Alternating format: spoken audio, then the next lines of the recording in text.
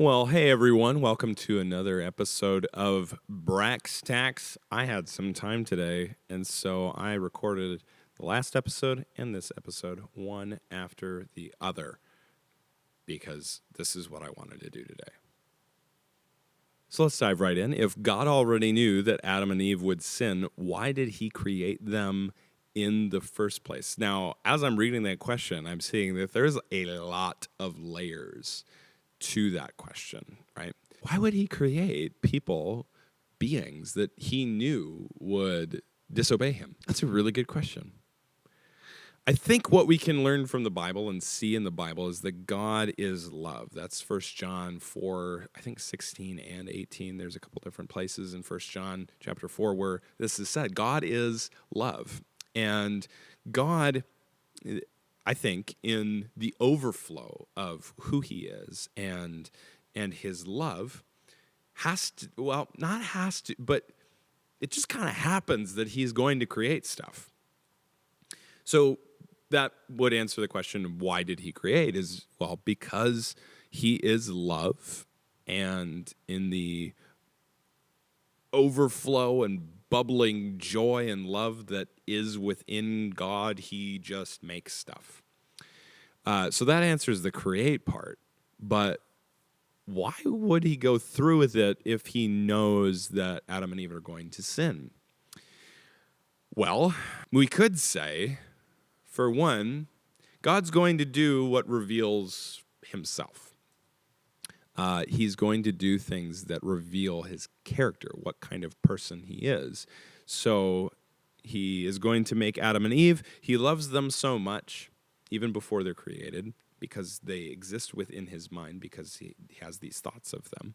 They don't have an actual existence yet, but they have a thought in his head of existence. He loves them so much that he wants to create them, even though he knows that they are going to sin and disobey him. So that's something for us to know about ourselves, is that God did not put the pause button on making you, even though he knew how much you would sin and disobey him and how much I would sin and disobey him. God creates us anyway, despite knowing what's going to come, because he loves us so much despite our sin. That would be something to know. If God already knew that Adam and Eve would sin, why did he create them in the first place? Another part of this question is probably, if God already knew that Adam and Eve would sin, why doesn't he stop them from doing that? Well, that gets into a very, very age-old question. Why did God let Adam and Eve sin? What's the point? Why? God is all-powerful. He's all-loving, so it would make sense if he sees what is going to happen in the future as a result of their sin, namely all the suffering and death that's going to be brought into this world. Why does he let them do this in the first place? There's two main answers to that question, and I want to present both of them fairly and let you know that it does not matter where you fall in or what answer is more convincing to you. These are both very Christian ways of answering this question. And that at its heart, this is kind of a mystery. We weren't there, and we don't see the whole picture. So we're just going to try to answer the question. The first way of answering this question would be to really lean into the idea that, yes, God loves people, and he really is all-powerful, and he really does know what's going to happen. So he could have, at any point, stopped Adam and Eve from eating from the tree of the knowledge of good and evil. So if he decides not to stop them, maybe he has a good reason. So an analogy of this in real life would be when my son was about 6 months old. You take him into the pediatrician and you stab them in the leg. I mean, you let a nurse stab your children in the leg with disease. It's called vaccination. But that's what happened is, I'm holding my son, right? He's 6 months old. He's just adorable. And he has done nothing wrong. He's looking up into my face like, oh, Dad, you're awesome. I'm like, I love you. You're so great and innocent and cute. And this nurse comes up and puts a needle in his leg and puts small amounts of disease in him so that, his immune system can work and fight against it. And now he's immune to that disease in a way that he wouldn't have been before. And I'm looking at him and I see his face wrinkle up in pain and he starts to cry because of this needle that has been put into his leg. And I just feel anger and I feel the injustice of this moment. It would have been one thing if my son had been doing something stupid and wrong and disobedient and then he gets this pain, but he didn't do anything wrong. He didn't know what was coming. This needle and this pain just came. And I'm holding him and I feel anger and I feel the injustice of this. At the same time, I am the one holding him and I could have stopped the nurse at any point from putting that needle into his leg. I could have said, no, not today, Satan. You are not going to put a needle into my son's leg. But I didn't. Why? And my son might very well ask me the question, why didn't you stop the nurse? If he could talk at that point, but he was 6 months old. But you could have, you could put yourself in his shoes and think, why does my dad let a nurse put a needle into my leg and inject disease into me?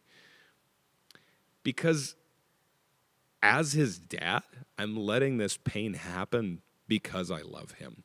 Because the pain that is going on in that moment is for something better. I'm letting the disease go into him so that he can be immune to disease later. It's a good thing, even though there's pain and there's disease. So why does God, as the Heavenly Father, let Satan come in, tempt Adam and Eve, and then they fall, when he could have stopped it at any point? I think we would be able to say, probably because God has something better in mind. And you might say, what on earth? How could there be possibly anything better in mind when he knows that all of human suffering and disease and death and racism and bigotry and misogyny and all these horrible things is going to happen as a result of what happened in that garden? What could possibly be worth that? And this answer would say, you are most loved by God showing you who he is. Now that sounds kind of narcissistic, but listen, that's only narcissistic when people do it. Like if I said, listen, if I show off who I am for you guys, you're going to be most happy and most loved. That's not true. I'm not a super great human being at all levels.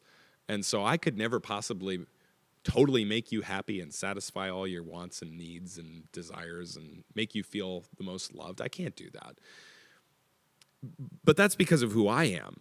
I'm sinful at my core. And so that's why I would not be able to say, hey, you should get to know me really, really well because you'll feel the most loved and most happy and all that kind of stuff. But God, at his core, he is good. He is the definition of good. He is the definition of love, of joy, of peace, and all this kind of stuff. Of beauty, he's what we want. He's what we were created for. So if our sin and suffering and brokenness and death and all this kind of stuff makes the picture of who God is that much more clear, and actually even reveals more about who he is, because Jesus shows us on the cross that that God is just, that God is love, and he loves humanity so much that he's willing to go and die on a cross for them, and shows that kind of grace and shows that kind of life. We get to see more of who God is because of our sin and our death and our brokenness, and because of the cross, our sin makes sense. And our sin and our suffering and the brokenness of this world, if we put it on one side of the scales, it's balanced out by the sin and suffering and the love and the justice of God shown to us on the cross. So one way of answering this question would be to say, God knows Adam and Eve are going to sin, and that's actually plan A, so that humanity can ultimately someday see the full love of God displayed to us on the cross. That's one way of answering the question. Another way of answering the question, and this is probably a little bit more common of a Christian answer to this question, is that because God is love and wants to live in relationship that is loving between him and humanity, he has to let humanity decide for themselves whether or not they're going to follow him. So if God knew that Adam and Eve would sin, why does he let them do it? It's because you and I are all faced with the garden ourselves every single day. And Adam and Eve weren't just going to be tempted this one time. They're going to be tempted again and again and again. And the question is, will they choose to love God and obey him, or will they choose to surrender control over to Satan because they're deciding for themselves what sounds good and what sounds bad? So this way of answering the question is saying, listen, God has given humanity real choice, real free will, because he loves them and has made them in his own image. And he has a will to do what he wants to do. Well, he gave them, as made in his image, a free will too. And they could have chosen God, really, and they could really choose Satan's way of doing things. And it was a real choice for them, just the same way that it's a real choice for you and me every single day when we are faced with trials and temptations. Are we going to choose God's way of doing things, even though it might feel like it doesn't make any sense, that it might feel like a part of us is dying when we choose to obey God? Or are we going to choose our own way of doing things? And this own way of doing things looks like life to us, but in the end is really death. So this way of answering the question is that because God has made us in his image, and because God loves us and wants to exist in a real relationship, free choice is a part of that equation. So God couldn't have stepped in and said, I'm not going to let you exercise your free choice to choose something other than me. I'm going to let you choose what you want because I love you. And so then with that choice, we have all the results of living in a world where Satan is in charge rather than God. And of course, then, we should expect to see suffering and evil and brokenness, death, disease, racism, hatred, misogyny, all of these horrible things, because we have given over control to Satan every single time that we choose our way rather than God's way. Because choosing our way rather than God's way is the way of Satan. That's what he did too. And he's been leading humanity in that self-determination of deciding this is what we're going to do and not listen to God.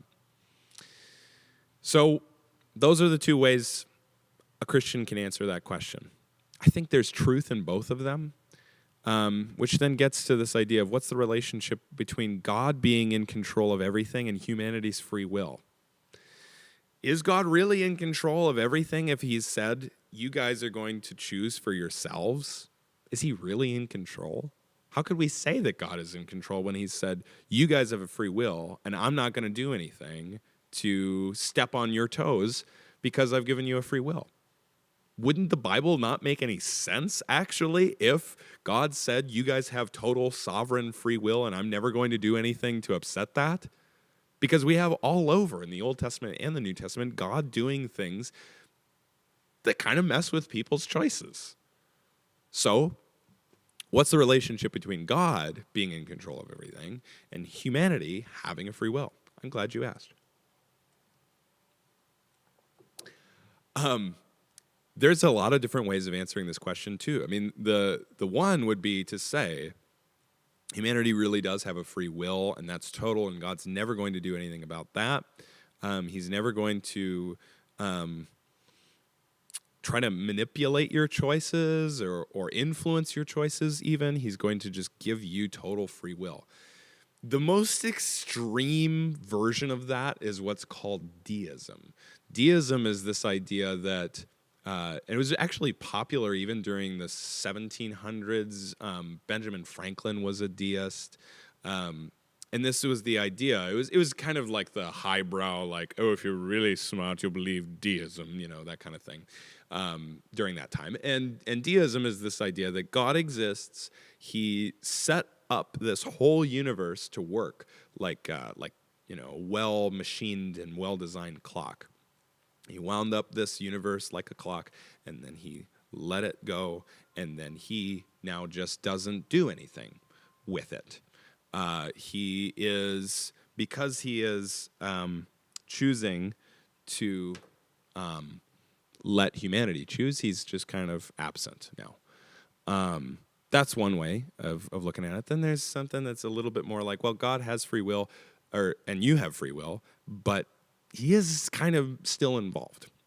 Then there are people that are going to say, and these are all, I mean, deism isn't Christian, but this is also a Christian way of talking about this, is that God is in control of absolutely everything. He's in control. He has written the script beforehand, and now we're just playing it out without even knowing it, because God is in absolute control. Everything bends to his will. So Jesus' death on the cross, we see in the New Testament that was planned by God. And so because that was planned by God, that means that the sin that happened in order for Jesus to die was also planned by God. That's what this argument would say. And then it would also say, if that happened, if Jesus' death on the cross, which is the most heinous sin ever to have been committed, wouldn't it make sense that our smaller sins would also be prescripted, that God wrote those things out too?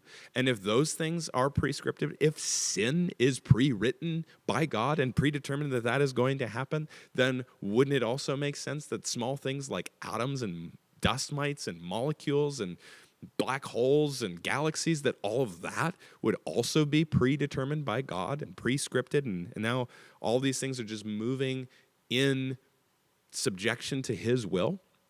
Wouldn't that make sense? And then if all of that makes sense, wouldn't it also make sense to say that only those who God chooses to be saved are going to be saved, and those who God doesn't choose to be saved won't be saved? Wouldn't that make sense? So that's what this way of talking about it would be, is that what's the relationship between God being in control and everything of everything and humanity having a free will? Well, the answer, according to this way of thinking as a Christian, would be, well, you don't really have a free will. You have a will, but it's either in slavery to Satan, which, God predetermined that, or it's in slavery to God. And all of your decisions are predetermined. That's one way of looking at this. Another way of looking at this, though, is to say, no, God is in control and humanity has a free will. Greg Boyd is a pastor in Minneapolis, actually, and a scholar. And the way that he talks about it is like this, and it kind of makes sense. Is, let's say you are the world's greatest chess player, and I am me, a very average chess player. We come and we have a match.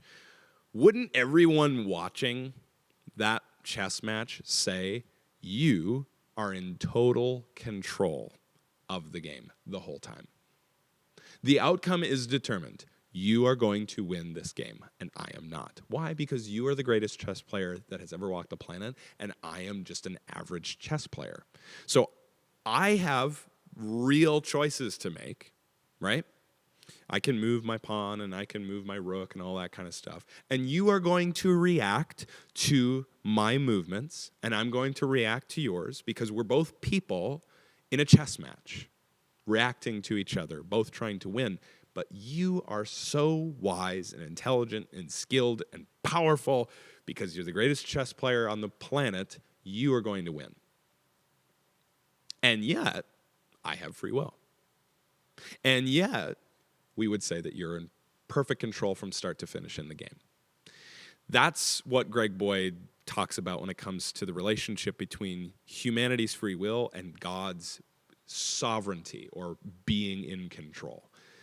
God is the greatest chess player. He has infinite wisdom and power and intelligence. He has infinite love that's driving him to make this whole creation and do what he does. So, we would say from start to finish, God is in control. And yet, we have free will, reacting to God's moves, and God is reacting to our moves in real time. It's just crazy. So what does that mean for everything? Well, it means that you would have a free will. Your choices are really real. They're not predetermined. Before the foundation of the world, God wrote the script, and now you're just acting it out. You really have these choices. God really has choices in your own life and influences you. That's not to remove your free will. It's just to be in conversation with you as one human being to another. I don't think that removes your free will. So that's what's going on then instead. And then it means atoms and molecules and dust mites and black holes and galaxies. God made them. I don't really know how they work. They might be random. Maybe God set up a randomizer in how this world works. Maybe he is controlling them. I don't really know. But then it goes even further into this idea of, well, what about people being saved or not saved? Does God choose some to be saved and some not to be saved? I don't think so. I don't think that that's how that would work then. I think that if God is reacting to us and we are reacting to God, then every human being is given a real choice. Will I choose Jesus or will I choose my own way of living life? And that's a real choice. No one is then chosen beforehand to go to hell, and no one is chosen beforehand to go to heaven. Each person is involved in that decision with God. These are all Christian ways of looking at this. I hope they're helpful to see that there are different ways of looking at this within Christianity. If you ever come across a question that doesn't make sense about the Bible, guess what? There are ways of answering that. There's lots of different ways of answering that. Smart ways, intelligent ways that people have been thinking about for thousands of years. So I just want to encourage you, if you ever have these kinds of questions, dig deep, ask questions, talk to me, talk to Pastor Ben, talk to anybody here on staff, consult good books written by Christians that have doctor in their name. They've thought about this. They've thought seriously about this. And if you don't find one answer that you like, that maybe it doesn't make sense to you, guess what? That's probably not the only Christian answer to this question that you have. There's probably other Christians who have thought about this in a different way and have a different answer to the question. So whether you believe that everything is controlled by God, and some people are saved, and God has just determined that beforehand, and some people aren't saved, and God's determined that beforehand, or you believe that God is like the greatest chess player ever, and he's reacting to your moves and you're reacting to his, and you have a real choice every single day to follow Jesus or to not, guess what? You can still be a Christian believing one or the other. So I hope that this was helpful. These are some big questions that you guys asked, and it's taken me well over 20 minutes to try to answer them. And if you want more, send in more questions. We could have talked longer, but I want to respect your time. I don't know how long you're on YouTube or Spotify or wherever you're listening to this on, so figure I'll keep this under a half hour. So until next time, go and tell them to come and see. We'll see you later.